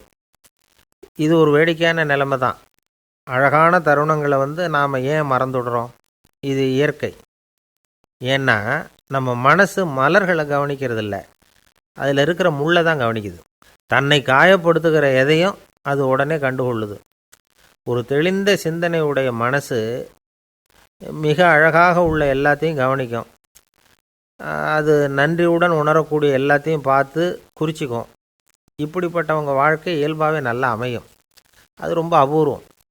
மனசில் உள்ள ஒரு சிறிய அமைப்பை மாற்றுவதை பொறுத்து தான் இந்த விஷயம் அப்படிங்கிறார் ஓஷோ. ஒரு யூத கோவில் இருந்து தான், அது யூதர்களின் மடமாகவும் இருந்தது. அங்கே ஒரு தலைமை குரு, அவர் ரொம்ப கண்டிப்பானவர். அந்த கோவிலை ஒட்டி ஒரு தோட்டம். ஒரு நாள் காலையில் அந்த தோட்டத்தில் 2 இளம் யூதர்கள் நடந்து போய்கிட்டு இருக்கிறாங்க. காலையில் 1 மணி நேரம், மாலையில் 1 மணி நேரம் அவங்க அந்த தோட்டத்தில் நடக்கிறதுக்கு அனுமதி உண்டு. மற்ற நேரங்களில் அவங்க மத புத்தகங்களை படிக்கணும், பிற விதிமுறைகளை கடைபிடிக்கணும். அந்த 2 பேருமே தொடர்ந்து புகைப்பிடிக்கிற பழக்கம் உள்ளவங்க. ஆனால் கோவில் மடத்தில் இருக்கிறப்போ அவங்க புகைப்பிடிக்க முடியாது, அது கடுமையான குற்றம். சரி, நாம் தோட்டத்தில் இருக்கிறப்போவாவது புகைப்பிடிக்கலாமா அப்படின்னு ஒரு ஆசை அவங்க 2 பேருக்குமே. இருந்தாலும் பயம். இப்படி கேட்டால் மதகுரு என்ன சொல்லுவாரோ அல்லது என்ன செய்வாரோங்கிற பயம். இப்படியே கொஞ்ச நாள் ஆச்சு. ஒரு நாள் இந்த 2 பேரில் ஒருத்தன் ரொம்ப கலங்கி போய் அந்த கோவிலிருந்து வெளியில் வந்துக்கிட்டு இருந்தான். வந்தவன் நேராக தோட்டத்து பக்கம் போனான். அங்கே இன்னொருத்தன் ஆனந்தமாக புகை பிடிச்சிக்கிட்டு இருக்கிறான். அதை பார்த்ததும் இவனுக்கு அதிர்ச்சி. அட கடவுளே, என்ன இது, நீ கேட்காமலே ஆரம்பிச்சிட்டியா அப்படின்னா. இல்லை இல்லை, நான் கேட்டுவிட்டு தான் ஆரம்பிச்சிருக்கேன்னா அவன். அப்படியா, என்ன மனுஷன் இவர், நானும் தான் கேட்டேன், என்ன கண்ணாமுன்னான்னு திட்டிவிட்டார். இது என்ன கோவிலா இல்லை நரகமா? உனக்கு புகை பிடிக்கணும்னு ஆசையாக இருந்தால் நரகத்துக்கு போகணும்னு சொல்லிவிட்டார். அது சரி, உன்னை மட்டும் எப்படி அனுமதிச்சார் அப்படின்னு கேட்டான் இவன். அவன் சிரிச்சுக்கிட்டே, நீ எப்படி கேட்ட சொல்லு அப்படின்னா. நாம் இந்த தோட்டத்துக்கு வர அனுமதிக்கப்பட்டிருக்கிறதே ஜபத்துக்காகத்தானே, அதனால் நான் ஜபம் சொல்லும் பொழுது புகை பிடிக்கலாமா அப்படின்னு கேட்டேன். அதுக்கு தான் அவர் சத்தம் போட்டு என்னை அடிக்கவே வந்துட்டார் அப்படின்னா இவன். நீ ஒரு மாதிரியாக கேட்டிருக்க, நான் வேறு மாதிரியாக கேட்டிருக்கிறேன். ஜெபம் சொல்லும்போது புகை பிடிக்கலாமான்னு நீ கேட்டிருக்க. ஐயா, புகை பிடிக்கும் பொழுது ஜபிக்கலாமா அப்படின்னு நான் கேட்டேன். அதில் தப்பு ஒன்றும் இல்லை அப்படின்னு பதில் சொல்லிட்டார் அப்படின்னா. ஒரு சிறிய மாற்றம்தான் அது மிகப்பெரிய மாறுதலை ஏற்படுத்தி விட்டது. மனசு நல்ல விதமாக சிந்திக்க ஆரம்பிச்சுட்டுதுன்னா மகிழ்ச்சிக்கு பஞ்சம் இல்லை. ஒரு கஞ்சன் ஆற்றுல விழுந்துட்டான், வெள்ளத்தில் தத்தளிச்சிக்கிட்டு இருக்கிறான். கரையில் நின்ன ஒருத்தர், உன் கையை கொண்டா இப்படி பிடிச்சி இழுத்து கரையில் சேர்த்து விடுறேன்னார். எதையும் கொடுத்து பழக்கம் இல்லாத அவன் கையையும் கொடுக்க மாட்டேன்னுட்டான். இவர் பார்த்தார், உன் கையை கொடுன்னு சொல்கிறதுக்கு பதிலாக நான் என் கையை கொடுக்குறேன் பிடிச்சிக்கோ அப்படின்னார். அவன் கப்புன்னு பிடிச்சிக்கிட்டான், இழுத்து கரையில் போட்டார். பந்திக்கு முந்தர ஆசாமிகள் நம்மளில் பல பேர் உண்டு. அப்படி முந்தறதுக்கு கூட முயற்சி பண்ணுறவங்க நிறைய பேர் இருக்கிறாங்க. இதில் என்ன ஒரு விஷயம்னா, பந்திக்கு முந்துறது கூட தப்பு இல்லை. ஆனால் அப்படி ஒரு விருந்தில் ஆளாக போய் உட்காந்து சாப்பிட்டா கூட வெளியில் வர்றப்ப என்ன பெரிய விருந்து வச்சுட்டான், சாம்பாரில் உப்பு இல்லை, ரசத்தில் காரம் இல்லை அப்படின்னு குறை சொல்லிகிட்டே வர்றது இருக்குது பாருங்கள். அது சரியில்லை, நாகரிகமும் இல்லை. கல்யாண பத்திரிகையில் என்ன போட்டிருக்குது, என் பொண்ணுக்கும் இன்னார் பையனுக்கும் கல்யாணம், எல்லாரும் குடும்பத்தோடு வந்திருந்து மணமக்களை வந்து ஆசீர்வதிக்கணும், இப்படி தானே போட்டிருக்கோம். குடும்பத்தோடு வந்து விருந்து சாப்பிட்டு சாப்பாடு எப்படி இருக்குன்னு அபிப்பிராயம் சொல்லிவிட்டு போங்க அப்படின்னா போட்டிருக்கு கல்யாண பத்திரிகையில். ஒருத்தர் வீட்டு விசேஷத்துக்கு போயிருக்கோம்னா எவ்வளவோ அசௌகரியங்கள் நமக்கு ஏற்படலாம். ஏராளமான கூட்டம் வந்திருக்கும். எல்லாரையும் அவங்க வந்து தனித்தனியாக கவனிச்சிக்கிட்டு இருக்க முடியாது. நாம் தான் அனுசரித்து நடந்துக்கணும். நாமளாக போய் வாழ்த்த வேண்டியவங்களை வாழ்த்தி விட்டு வந்து சேரணும். அதை விட்டுட்டு பத்திரிக்கை கொடுத்தானேன்னு போனேன், கவனிப்பே சரியில்லை அப்படின்னு புலம்பிக்கிட்டு இருக்கக்கூடாது. ஒரு விருந்துக்கு போனால் அங்கே எப்படி நடந்துக்கணும் அப்படிங்கிறத பற்றி கூட அனுபவசாலிகள் சில விவரங்கள்லாம் சொல்லியிருக்கிறாங்க. இந்த காலத்தில் கல்யாணம், பிறந்த நாள், அது இதுன்னு நிறைய விருந்துகள் நடக்குது. அதெல்லாம் எதுக்காக? மனித உறவுகளை வளர்த்துக்கிறதுக்காக தான், வேறு எதுக்கு? ஒரு விருந்துக்கு போனால் அமைதியாக பொறுமையாக போய் உட்காரணும். அடித்து பிடிச்சிக்கிட்டு இடத்த பிடிக்க போகிறேன் அப்படின்னு நிற்கக்கூடாது. முதல் பந்தி நடந்துக்கிட்டு இருந்தால் அது முடிஞ்சு இலை எடுத்து சுத்தம் பண்ணதுக்கு அப்புறம் போய் உட்கார்றது தான் நாகரீகம். இலை எடுக்கிறதுக்கு முன்னாடியே அங்கே போய் உட்காந்தா நல்லா இருக்காது. நீங்கள் சாப்பிட்டுட்டு உட்காந்துருக்கீங்களா, சாப்பிட்றதுக்கு உட்காந்துருக்கீங்களா, பார்க்குறவங்களுக்கு சந்தேகம் வந்துடும். அதே மாதிரி இலையில் எல்லா ஐட்டமும் பரிமாறினதுக்கு அப்புறம் சாப்பிட ஆரம்பிக்கணும். ஒவ்வொரு ஐட்டமாக வைக்க வைக்க நாம் பாட்டுக்கு எடுத்து உள்ளே தள்ளிகிட்டே இருந்தோம்னா எதை வச்சோம் எதை வைக்கலன்னு பரிமாறினவரே குழம்பி போயிடுவார். ஏன்னா எப்போ பார்த்தாலும் இலை காலியாகவே இருக்கும். சாப்பிட்றப்போ உங்கள் சாப்பாட்டையே நீங்கள் கவனிக்கணும். அடுத்தவங்க இலையில் என்ன இருக்குது, பக்கத்தில் இருக்கிறவர் எதை அதிகமாக சாப்பிட்றார், இதெல்லாம் நமக்கு என்னத்துக்கு? எல்லாரும் சாப்பிட்டு முடிக்கிற வரைக்கும் பொறுமையாக இருக்கிறது தான் நல்லது. நீங்கள் மட்டும் திடீர்னு பாதியில் எழுந்திரிச்சு பக்கத்தில் இருக்கிறவங்களுக்கு சங்கடமாக இருக்குமேங்கிறதெல்லாம் யோசிக்காமல் நீங்கள் பாட்டு எழுந்திரிச்சு போகக்கூடாது. பக்கத்தில் உள்ளவங்க உங்களை எழுந்திரிக்க சொன்னால் எழுந்திரிச்சு போகலாம். விருந்துகளில் சாப்பாட்டை வீணாக்கிறதே ஒரு நாகரிகமாக போட்டுது. இந்த காலத்தில் சாப்பாட்டுக்கே கஷ்டப்பட்டுக்கிட்டு பல பேர் இந்த உலகத்தில் இருக்கிறப்போ சாப்பாட்டை வீணாக்கிறது எவ்வளோ பெரிய மோசங்கிறத நினச்சி பார்க்கணும். வேணுங்கிற அளவுக்கு கேட்டு வாங்கி சாப்பிட்றது தான் முறை. விருந்தில் இந்த பஃபே அப்படின்னு சொல்லி ஒரு முறை சொல்கிறாங்கல்ல, அதாவது உணவு வகைகளையெல்லாம் பொதுவாக ஒரு இடத்துல வச்சுடுறது, நமக்கு தேவையானதை நாமே எடுத்து ஒரு தட்டில் போட்டுக்கிட்டு சாப்பிட வேண்டியது. இதில் கூட சில பேர் தேவைக்கு அதிகமாக எடுத்து போட்டுக்கிட்டு வீணாக்குறாங்க. சில சமயம் வந்து கடைசியாக சாப்பிட போகிறவங்களுக்கு எல்லா ஐட்டமும் கிடைக்காம போகலாம். அதை போய் பெருசு பண்ணிகிட்டு இருக்கக்கூடாது. என்ன சார், இந்த அளவுக்கு கூடவா நாகரிகம் தெரியாமல் இருக்கிறோம், இதை போய் பெருசாக சொல்ல வந்துட்டீங்களே அப்படின்னு நினைக்கலாம். ஒருத்தர் 2 பேருக்கு இந்த விவரம் தேவைப்படலாம். அவங்க காதலையும் இது விழட்டுமேங்கிறதுக்காக தான் இது. ஒரு பெரிய கல்யாண விருந்து நடந்துக்கிட்டு இருந்தது. விருந்து மண்டபத்து வாசலில் ஒருத்தர் நின்றுக்கிட்டு வர்றவங்களையெல்லாம் ரொம்ப மரியாதையாக வணங்கி உள்ளே அனுப்பி வச்சுக்கிட்டு இருந்தார். எப்படி தெரியுமா? வர்றவங்க கையெல்லாம் பிடிச்சி முத்தம் கொடுத்து அதுக்கப்புறம் உள்ளே அனுப்பி வச்சுக்கிட்டு இருந்தாராம். கூட்டம்லாம் முடிஞ்சதுக்கப்புறம் அவர்கிட்ட போய் கேட்டிருக்கிறாங்க, சார் நானும் எவ்வளவோ விருந்துகளுக்கு போயிருக்கிறேன், இருந்தாலும் இவ்வளவு மரியாதையாக வர்றவங்க கைக்கெல்லாம் முத்தம் கொடுத்து வரவேற்கிறத இங்கே தான் பார்க்குறேன் அப்படின்னு சொன்னாங்க. அதுக்கு அவர் சொன்னார், அட போங்க சார், நான் முத்தம் கொடுக்கல, முந்தின பந்திக்கு வந்து சாப்பிட்டவங்களே அடுத்த பந்திக்கும் வர்றாங்களான்னு மோந்து பார்த்து அனுப்பி வச்சுக்கிட்டு இருந்தேன் அப்படின்னார். ஒரு அரசனும் அமைச்சரும் ஒரு நாள் ரொம்ப சாவகாசமாக பேசிக்கிட்டு இருந்தாங்களாம். அரசன் அமைச்சரை பார்த்து ஒரு கேள்வி கேட்டிருக்கார். ஏங்க அமைச்சரே, ஆசை இல்லாத ஒரு மனுஷனால் இருக்க முடியுமா அப்படின்னு. ஏன் முடியாது, துறவி அப்படிங்கிறவங்கெல்லாம் அப்படிப்பட்டவங்க தானே அப்படின்னாராம் அமைச்சர். அவங்கெல்லாம் உண்மையிலேயே ஆசையை விட்டவங்க தானா அப்படின்னு கேட்டாராம் ராஜா. அப்படி தான் இருக்கணும் அப்படின்னாராம் அமைச்சர். அப்படின்னா ஆசையே இல்லாத ஒரு உண்மையான துறவியை நான் பார்க்கணுமேன்னார். அது என்ன பிரமாதம், அதுக்கு நான் ஏற்பாடு பண்ணுறேன் அப்படின்னு விட்டார் இவர். சொல்லிவிட்டு உடனே புறப்பட்டு போனார். அங்கே தேடினார். அப்புறம் தான் அவருக்கு புரிஞ்சுது உண்மை துறவியை கண்டுபிடிக்கிறது எவ்வளவு கஷ்டமான காரியம்னு. இருந்தாலும் ராஜா கிட்ட சொல்லியாச்சே, உண்மை துறவியை காட்டுறேன்னு. இப்போ என்ன பண்ணுறது? ராஜா கிட்ட சொன்னபடி நடக்கலைன்னா அவருக்கு கோபம் வந்துடும். அமைச்சர் ஒரு யோசனை பண்ணார். அவருக்கு ஒரு வழி தெரிஞ்சுது.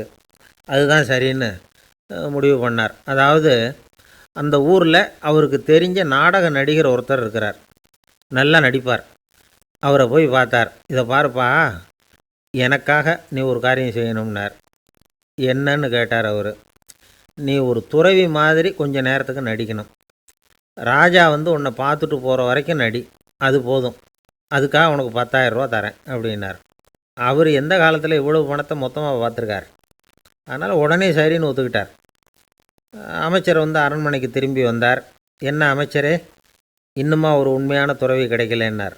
உண்மையான துறவி ஒருத்தரை இப்போ தான் கொஞ்ச நேரத்துக்கு முன்னாடி பார்த்து பேசிவிட்டு வர்றேன்.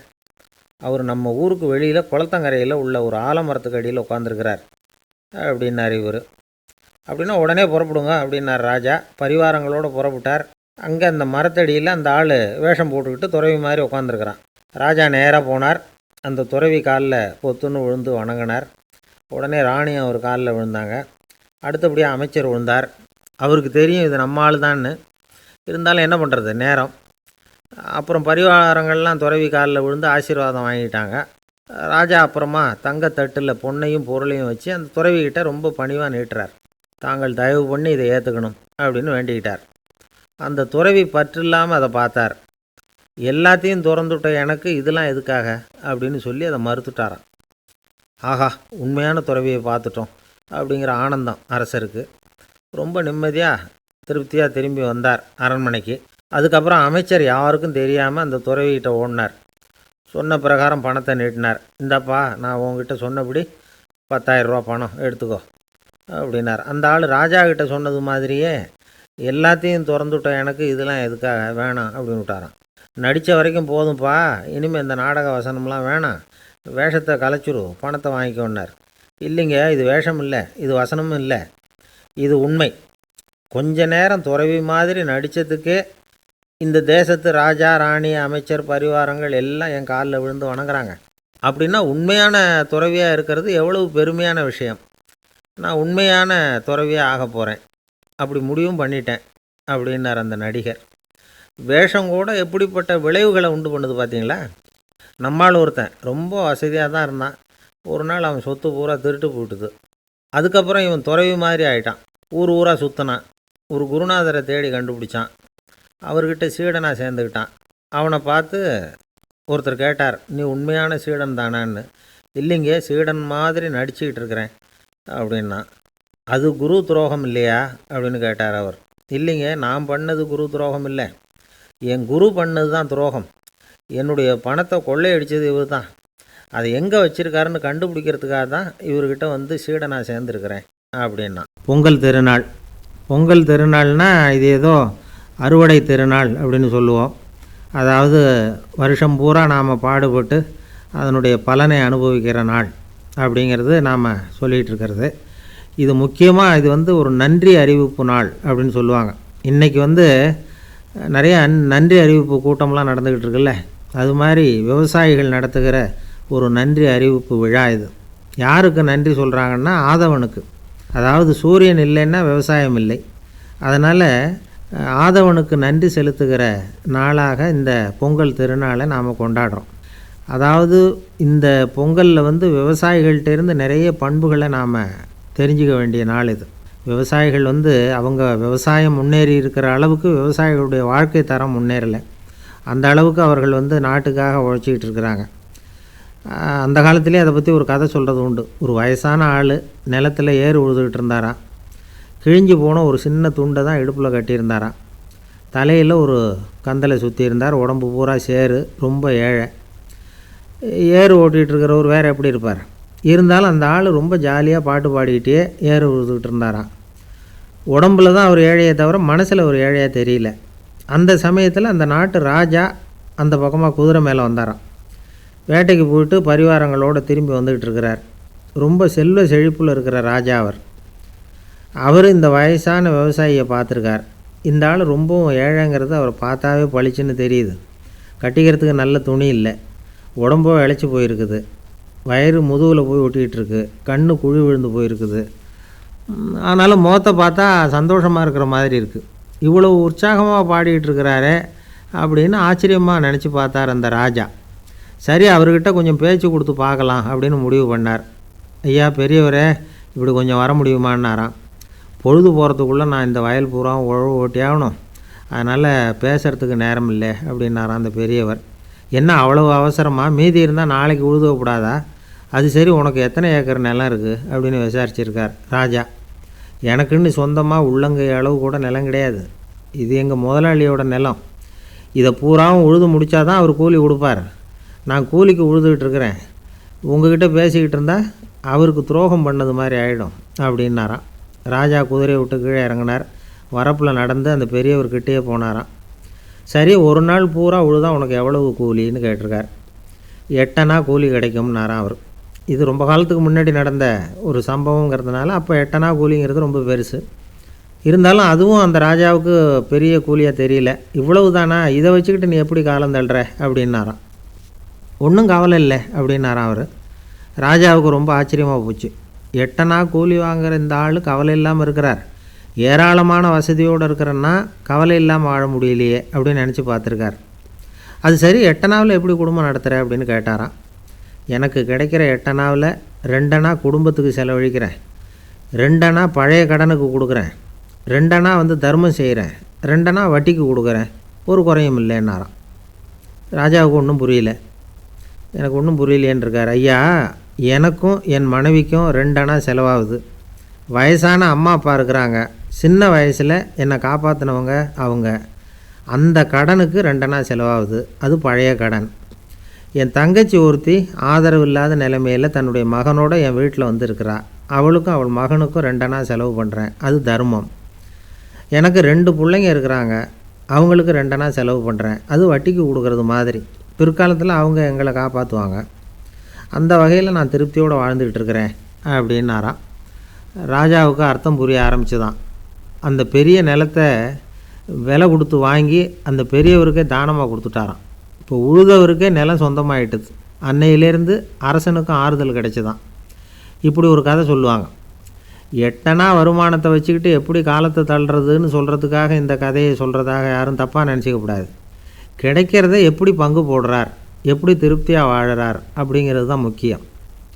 அது மாதிரி இன்றைக்கு இந்த பொங்கல் திருநாளில் உழவர்கள் மனசு மகிழ்ச்சியாக இருந்ததுன்னா அது எல்லாரும் மகிழ்ச்சியாக இருக்கிறது மாதிரி அர்த்தம். அதனால் அவர்கள்ட்டேருந்து நாம் பாடம் கற்றுக்கணும். சில உழவர்கள் தங்கள் நிலத்தில் விளையிறத தாங்கள் சாப்பிட மாட்டாங்க. அடுத்தவங்கள்ட்ட விற்றுட்டு சந்தையில் போய் வேறு அரிசி வாங்கிட்டு வந்து தான் இவங்க சாப்பிடுவாங்க. அப்படிப்பட்ட விவசாயிகள்லாம் இது உண்டு. பங்கிடுகிற பண்பை உழவர்கள்ட்டேருந்து கற்றுக்கொள்ளுங்கள் அப்படிம்பாங்க. ஒரு ஆள் நிம்மதியாக மகிழ்ச்சியாக இருந்தானா, உங்கள் நிம்மதிக்கும் மகிழ்ச்சிக்கும் என்ன காரணம்னு கேட்டிருக்கார் இன்னொருத்தர். என்கிட்ட இருந்தது பூராவையும் என் பிள்ளைங்களுக்கு சமமாக பங்கு போட்டு கொடுத்துட்டேன், எனக்குன்னு எதுவுமே வச்சுக்கல, அதுதான் நிம்மதிக்கு காரணம்ன்றிருக்கான். உங்ககிட்ட இருந்தது எவ்வளவு இருந்தது அப்படின்னு கேட்டிருக்காரு அவர். மொத்தமாக ஒரு 50,000 ரூபா இருக்கும் அப்படின்னு இருக்கான்.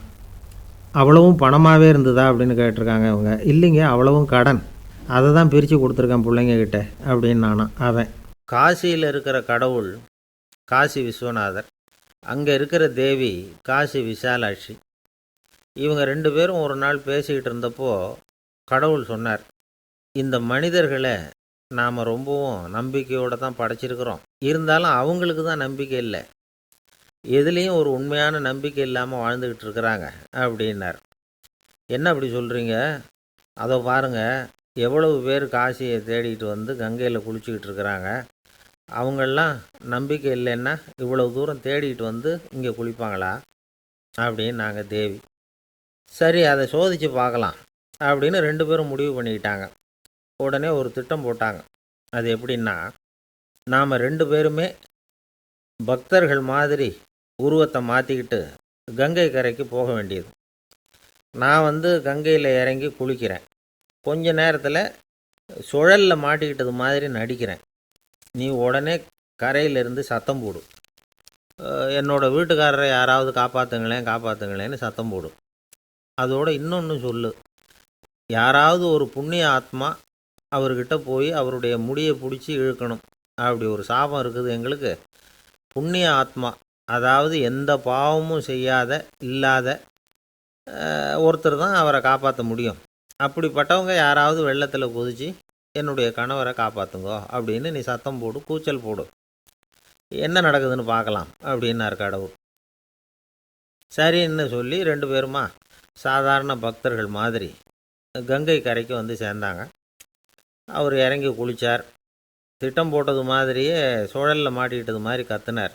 கரையில் இருந்த அந்த அம்மா, ஐயோ என் கணவரை காப்பாற்றுங்களேன், யாராவது காப்பாற்றுங்களேன்னு கத்துனாங்க. பல பேர் ஓடி வந்தாங்க. உடனே இவங்க, பாவம் இல்லாத புண்ணிய ஆத்மா ஒருத்தரால் தான் என்னுடைய கணவர் காப்பாற்றப்படணுங்கிறது விதி, அப்படி ஒரு சாபம் இருக்குது, அதனால் புண்ணிய ஆத்மா யாராவது அவர்கிட்ட போய் அவர் முடியை பிடிச்சி தூக்குனா அவரை காப்பாற்றி போடலாம் அப்படின்னாங்க. இவங்க இப்படி சொன்னதும் எல்லாரும் திகைச்சு போய் நின்றுட்டாங்க. ஒவ்வொருத்தருக்கும் அவங்க செஞ்ச பாவம்லாம் ஒவ்வொன்றா ஞாபகத்துக்கு வர ஆரம்பிச்சுட்டுது. சரி, இதுக்கு நாம் லாயக்கு இல்லை அப்படின்னு சொல்லி ஒதுங்கி போக ஆரம்பிச்சிட்டாங்க எல்லாம். இந்த சமயத்தில் யாரோ ஒருத்தர் வேகமாக ஓடி வந்தார். ஆற்றுல குதித்தார். அவர்கிட்ட போனார், முடியை பிடிச்சார், தூக்குனார், அவரை காப்பாற்றி கரைக்கு கொண்டுட்டு வந்துட்டார். அப்படி காப்பாற்றின அந்த ஆளை இவங்க 2 பேரும் தனியாக கூப்பிட்டுக்கிட்டு ஒரு மண்டபத்துக்கு வந்துட்டாங்க. வந்து விசாரிக்கிறாங்க. நீ யாரப்பா அப்படின்னு கேட்குறாங்க. ஏதும் தெரியாத மாதிரி. நான் இந்த ஊர் அன்ன சத்திரத்தில் வேலை செய்கிற ஒரு சமையல்காரன் அப்படிங்கிறார். நீ வந்து கங்கையில் குளிக்கிறது உண்டான்னு கேட்டிருக்காங்க. நான் இந்த ஊர்லேயே தான் இருக்கிறேன், இருந்தாலும் தினமும் கங்கையில் குளிக்கிறதில்ல, எப்போவாவது ஒரு நாள் அங்கே குளிப்பேன் அப்படின்னார். கங்கையில் மூழ்கி எழுந்திரிச்சா பாவம்லாம் தொலையும்னு சொல்கிறாங்க. அப்படி இருக்கிறப்போ அங்கே இன்றைக்கி கங்கையில் குளிச்சுக்கிட்டு இருக்கிறவங்கெல்லாம் தங்களை வந்து புண்ணிய ஆத்மாவா நினைக்கல. கங்கையில் குளிக்காத நீ உன்னை வந்து புண்ணிய ஆத்மாவா நினச்சி என்னை காப்பாற்ற வந்திருக்கிற, அது எப்படி அப்படின்னு கேட்டார். அதுக்கு அந்த ஆள் சொல்கிறான், கங்கையில் குதித்ததுக்கு அப்புறம் தானே உங்களை காப்பாற்ற போகிறோம். அப்படி குதிக்கும் பொழுது என்னுடைய பாவம்லாம் போயிருக்கும்ல, நான் புண்ணிய ஆத்மாவாக ஆயிருப்பேனே, அதனால தான் துணிஞ்சு வந்து உங்களை காப்பாற்றினேன் அப்படின்னா. கடவுளும் தேவியும் அவனுக்கு வந்து காட்சி கொடுத்தாங்களாம். இப்படி ஒரு கதை உண்டு. அதாவது கங்கையில் குளிச்சுக்கிட்டு இருக்கிறவங்களுக்கே தங்களுடைய பாவம் போகுங்கிற நம்பிக்கை பரிபூர்ணமாக இல்லை, குளிக்காத ஒருத்தனுக்கு அந்த நம்பிக்கை இருந்தது. அதனால் அவனால் கடவுளை பார்க்க முடிஞ்சுது. கடவுளை வந்து நாமளும் பார்க்க முடியுமா முடியாதா அப்படிங்கிற குழப்பம்லாம் நமக்கு வேண்டியதில்லை. நம்பிக்கையோடு வாழணுங்கிற உண்மையை மட்டும் இந்த கதையிலேருந்து புரிஞ்சுக்கிட்டால் போதும். ஏன்னா இந்த கதையை கேட்டுட்டு ஒரு நண்பன் குதர்க்கமாக ஒரு கேள்வி கேட்டான். ஏன் சார், கங்கையில் குளித்தா பாவம் போயிடும்னு சொல்கிறீங்களே, நான் எனக்கு வேண்டாத ஒருத்தனை அழைச்சிட்டு போய் கங்கையிலேயே தள்ளி விட்டுட்டு அதுக்கப்புறம் அங்கேயே முழுக்க போட்டுட்டு நான் செஞ்ச பாவத்தை வந்து அதுலேயே கழுவி விட்டுட்டு மறுபடியும் உங்ககிட்ட வந்துடுறேன்னு வச்சுக்கோங்க, நீங்கள் என்னை வந்து புண்ணிய ஆத்மான்னு ஏற்றுக்குவீங்களா அப்படிங்கிறான். ஆள் கொஞ்சம் ஆசைந்தான், நம்மளே அங்கே அழைச்சிட்டு போனாலும் போயிடுவான். ஒரு கடைக்கு போனேன், 5 ரூபா பணத்தை எடுத்து கொடுத்தேன். ஒரு தினசரி பத்திரிக்கையை கேட்டேன். அவர் உடனே அங்கே அடுக்கி வச்சுருந்த பத்திரிகையில் ஒன்று எடுத்து என் கையில் கொடுத்தார், வாங்கிக்கிட்டேன். மீதி பணத்தை எடுத்தார், அதையும் என் கையில் கொடுக்கணும்ல, கொடுக்கல. எதிரில் இருந்த பலகையில் வச்சு எடுத்துக்க சொன்னார். எப்பவும் அவர் அப்படி தான் பண்ணுவார், நானும் எடுத்துக்கிட்டு வந்துடுவேன். இவர் ஏன் இப்படி பண்ணுறாருங்கிறது எனக்கு ரொம்ப நாளாக ஒரு சந்தேகம். ஒரு நாள் அவர்கிட்டயே இதை கேட்டுவிட்டேன். ஏங்க, நீங்கள் உங்கள் கடைக்கு வந்து பொருள்கள் வாங்குறவங்களுக்கு நீங்கள் பாக்கி சில்லறையை கொடுக்குறப்போ பலகையில் வச்சு விட்றீங்க, கையில் கொடுக்க மாட்டேங்கிறீங்களே, ஏன் அப்படின்னு கேட்டேன். காசை கையில் கொடுத்தா நம்மக்கிட்ட இருக்கிற லட்சுமி போயிடுவா சார் அப்படின்னார். அதாவது பணம் செலவாயிடும் அப்படின்னு அர்த்தமா. இன்னொரு நண்பர், அவர் ஒரு நாள் வழக்கத்துக்கு மாறாக ரொம்ப சோகமாக உட்காந்துருக்கிறார். ஏங்க என்னாச்சு, ஏன் இப்படி கப்பலே கவிழ்ந்தது மாதிரி உட்காந்துருக்குறீங்க அப்படின்னு கேட்டேன். கப்பலே கவிழ்ந்திருந்தா கூட நான் இப்படி கவலைப்பட மாட்டேன் சார், வேற ஒன்று நடந்து போச்சுன்னார். என்னன்னு கேட்டேன். என் உச்சந்தலையில் பல்லி ஒன்று விழுந்துட்டுதுன்னார். அதுக்காகவா இப்படி அப்படின்னு ஆச்சரியப்பட்டேன். ஆமாங்க, பல்லி உச்சந்தலையில் விழுந்தால் பலன் என்னன்னு பஞ்சாங்கத்தில் பார்த்தேன், மரணம்னு போட்டிருக்கு அப்படின்னு சொல்லிவிட்டு அவர் தொடர்ந்து கவலைப்பட ஆரம்பிச்சிட்டார். இப்படியும் ஒருத்தர், என் கூட வேலை பார்க்குற ஒருத்தர் எப்படி தெரியுமா, தினமும் வலது காலை வச்சு தான் ஆஃபீஸுக்கு உள்ளே நுழைவார். என்னைக்காவது தவறுதலாக இடது காலை வச்சு உள்ளே வந்துட்டார்னா அன்னைக்கு பூரா மனசு சங்கடப்படுவார், எந்த வேலையும் சரியாக ஓடாது. கேரம் போர்டு ஆடுற ஒருத்தர் எப்போ ஆட உட்காந்தாலும் ஸ்ட்ரைக்கரை கை தவறி கீழே விழுற மாதிரி பண்ணி அதுக்கப்புறம் அதை எடுத்துக்கிட்டு ஆட உட்காருவார். ஏன்னா எப்போவோ ஒரு தடவை நிஜமாகவே அது கை தவறி கீழே விழுந்திருக்குது, அன்னைக்கு பிரமாதமாக ஜெயிச்சுட்டார். உடனே ஒரு முடிவுக்கு வந்துட்டார், கை தவறுனா லாபம் அப்படின்னு. அதுக்கப்புறம் அதையே பழக்கமாக்கிக்கிட்டார். பூனை குறுக்க போனால் சகுனம் சரியில்லைன்னு நினைக்கிறவங்க உண்டு. ஆனால் ஒருத்தர் எப்படி தெரியுமா, அவர் வெளியில் கிளம்புற சமயம் பக்கத்து வீட்டு ரேடியோவில் மியாவ் மியாவ் பூனைக்குட்டின்னு பாட்டு சத்தம் கேட்டால் கூட போதும், சகுனம் சரியில்லைன்னு பிரயாணத்தை கேன்சல் பண்ணிவிடுவார். இப்போ இவ்வளவும் எதுக்கு சொல்கிறோம்னா, அளவுக்கு மீறின சகுன நம்பிக்கைகள் இருக்குது பாருங்கள், இதோட பயமும் சேர்ந்துக்கிட்டதுன்னு வச்சுக்கோங்க, இது ஒருத்தருடைய மனநிலையை பாதிச்சிடும். இது உளவியல் நிபுணர்கள் சொல்கிற கருத்து. வாழ்க்கையே தடுமாற வச்சிரும். பாதுகாப்பு இல்லாத உணர்வு, ஒரு விதமான டிப்ரெஷன் மனநிலை, இதெல்லாம் தான் இதுக்கு காரணமாக அமையலாம். சில பேர் காய்கறி நறுக்க கத்தியை கையில் எடுத்தால் கூட நேரம் சரியாக இருக்கா அப்படின்னு பார்த்துட்டு தான் வேலையை ஆரம்பிக்கிறது வழக்கம். அறிவு தான் மனசுக்கு வாத்தியாராக இருக்கணும், அப்போ தான் வாழ்க்கை நிம்மதியாக இருக்கும். அறிவு மனசு சொல்கிறபடியெல்லாம் கேட்க ஆரம்பிச்சுட்டுதுன்னா இடைஞ்சல் தான். ஒருத்தருக்கு 7ஆம் நம்பர் தான் ராசியான நம்பரான், 7ஆம் தேதி தான் எந்த காரியத்தையும் ஆரம்பிப்பாராம். 7 எழுத்து வர்றது மாதிரி பேரை மாற்றி வச்சுக்கிட்டார். 7 மணிக்கு தான் தினமும் எழுந்திருப்பார். 7ஆம் நம்பர் வீட்டில் தான் குடியிருக்கார். கல்யாணம் கூட 7ஆம் தேதி தான் பண்ணிக்கிட்டார். அவர் ஒரு நாள் குதிரை பந்தயத்துக்கு போனாராம். குதிரையோட பேரையெல்லாம் பார்த்தார். ஒரு குதிரையோட பேர் 7 எழுத்தில் அமைஞ்சிருந்தது. 7 தானே இவருக்கு அதிர்ஷ்ட நம்பர், அதனால் உடனே அது பேரில் பணத்தை கட்டினார். பந்தயம் நடந்தது. என்ன சார் ஆச்சுன்னு கேட்டாங்க. நான் பணம் கட்டின அந்த என்னோட குதிரை 7ஆவதாக சேர்ந்தது சார் அப்படின்னாராம் சோகமாக.